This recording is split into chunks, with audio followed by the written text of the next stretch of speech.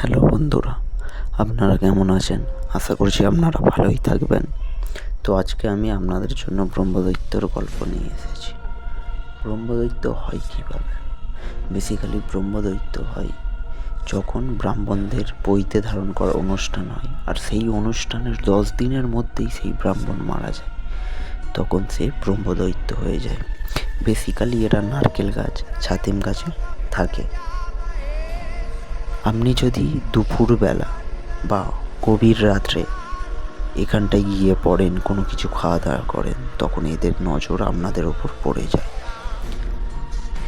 আর এদের দেখতে খুবই বিকট হয়। ধুতি পরে থাকে, পৈতে থাকে, নাড়া মাথা, খুবই বিকৃতি আকৃতির হয়, যেটা আপনি দেখলেই হয়তো অজ্ঞান হয়ে পড়ে যেতে পারেন। তো বন্ধুরা, আপনি কি যেতে চাইবেন রাত্রেবেলা এমন কোনো নারকেল গাছ বা ছাতিম গাছ যেখানে ব্রহ্মদৈত্য বসবাস করে?